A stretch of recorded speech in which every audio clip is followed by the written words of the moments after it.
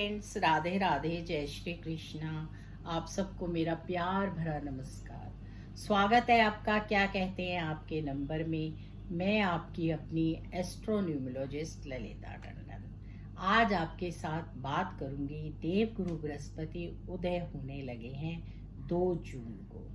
देवगुरु बृहस्पति हमारे एक ऐसे ग्रह हैं जिनका हमारे ऊपर बहुत ज़्यादा इफेक्ट पड़ता है, और अगर कुंडली में वो अच्छे होते हैं तो बस फिर जीवन में किसी और चीज़ की कमी नहीं रहती। देवगुरु बृहस्पति जो हैं उनके अच्छे होने से धन धान्य की बात नहीं कर रही मैं, यहाँ बात कर रही हूँ हमारे ज्ञान की, हमारे निर्णय लेने की क्षमता की, और हमारे अंदर जो कुछ भी होता है उस पर हमारा कितना ज़्यादा इफ़ेक्ट होता है कि जब हम अच्छी सोच रखते हैं, अच्छे निर्णय लेते हैं, तो समाज में हमारा मान सम्मान बढ़ता है। तो यहाँ पर देवगुरु बृहस्पति जो हम अब कहते हैं तारा डूबा हुआ है, वो डूबा हुआ था, और अब वो कल 2 तारीख को हमारा जो है देवगुरु बृहस्पति उदय हो जाएंगे।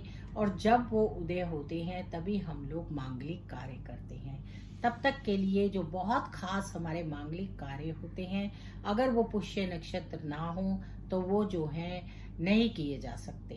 तो यहाँ पर कल सार्व सिद्धिक योग भी है, बहुत अच्छा दिन है 2 जून का, और हमारे बृहस्पति देव जो है वो उदय हो रहे हैं। तो कैसा रहेगा इनका परिणाम और क्या क्या करते हैं ये उस पर हम चर्चा करें।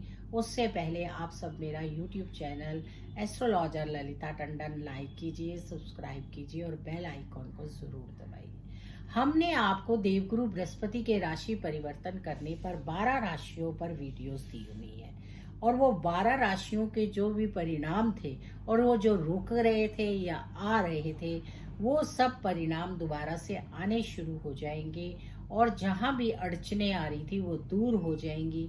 और अगर हम घर में मांगलिक कार्य नहीं कर पा रहे थे, शादी नहीं कर पा रहे थे, बच्चों के मुंडन नहीं कर पा रहे थे, या शादी के लिए आगे नहीं बढ़ पा रहे थे, नया कार्य नहीं कर पा रहे थे, गृह प्रवेश नहीं कर पा रहे थे, वो सब कार्य हमारे शुरू हो जाएंगे।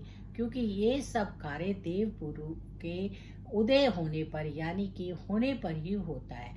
अगर आकाश के तारा मंडल में वो तारा छुप जाए तो उससे वो काम नहीं होते।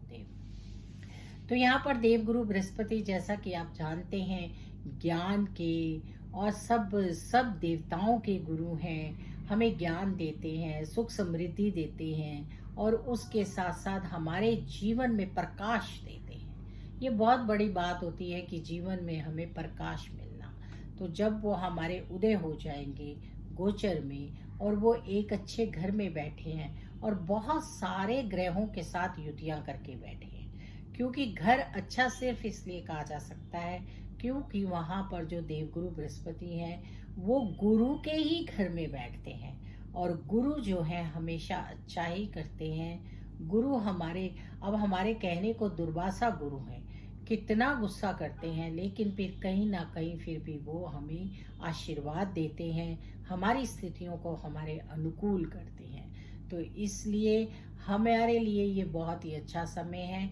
इस दिन अभी तक हम जो उपाय बता रहे थे आपको कि उनसे रिजल्ट आए, या सूर्य देव से हमें बृहस्पति के रिजल्ट्स मिल रहे थे, तो वो सब जो है अब आपके फलित होने शुरू हो जाएंगे। तो कल का दिन बहुत अच्छा है, कल अपराचला एकादशी भी है, और उसके साथ साथ योग भी हैं, और उसके साथ साथ देवगुरु बृहस्पति भी उदय हो रहे हैं। तो आप लोगों को क्या करना चाहिए, कल दान पुण्य करना चाहिए, किसी गरीब की मदद करनी चाहिए, शंकर भगवान पर केसर का जल अर्पण करना चाहिए, और उसके साथ साथ कल रविवार का दिन है तो सूर्य को जल अर्पण करना चाहिए, और 5 बार गायत्री का जाप करना चाहिए। इसके साथ साथ आपको चाहिए कि आप केसर का टीका लगाएं, वो नाभि पर भी लगा सकते हैं, और आप राम परिवार के दर्शन कीजिए, राम राम की माला कीजिए। ये सब कुछ करने से आपको लाभ मिलेगा। कल अगर आप शॉपिंग करना चाहते हैं तो कर सकते हैं, अगर आप शादी की शॉपिंग शुरू करना चाहते हैं तो वो भी कर सकते हैं। अब हम बात करते हैं राशियों पर कैसा इफेक्ट आएगा।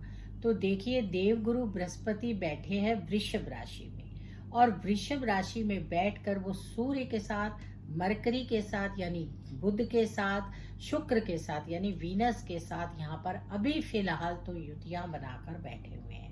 और इतने सारे ग्रह, और जब वहाँ पर मून आ जाते हैं तो एक ग्रह और बढ़ जाता है। तो यहाँ पर इतने सारे ग्रह वृषभ राशि में, यानी कि अगर हम काल पुरुष की कुंडली देखें तो आय के घर में बैठे हुए हैं। तो यहाँ पर निस्संदेह सब लोगों का बिजनेस, व्यापार सब कुछ बहुत बढ़ेगा और बहुत लाभ होगा। अपनी अपनी कुंडली में देवगुरु बृहस्पति की स्थितियां देखिए। अगर आपको लगता है कि वो कमजोर हैं तो कुछ उपाय कीजिए, और उनका सबसे अच्छा उपाय होता है हल्दी का टीका लाइए, लगाइए और चने की दाल पर गुड़ रखकर गाय को खिलाइए। ये बेस्ट उपाय होता है जिन्हें धन चाहिए। अगर आप धन की वृद्धि चाहते हैं तो बुधवार रात को रखिए और सुबह वीरवार को खिला दीजिए। ज्ञान चाहते हैं, अगर आप चाहते हैं ज्ञान मिले, तो अपनी ना कंठ पर यानी कि अपनी जीभ पर, कंठ पर या नाभि पर, कानों के पीछे कहीं भी जहां आप सुविधा से लगा सकें केसर का टीका लगाइए और गुरु की शरण में जाइए। राम नाम की माला कीजिए। विद्यार्थियों को ये करना चाहिए, इससे लाभ मिलता है।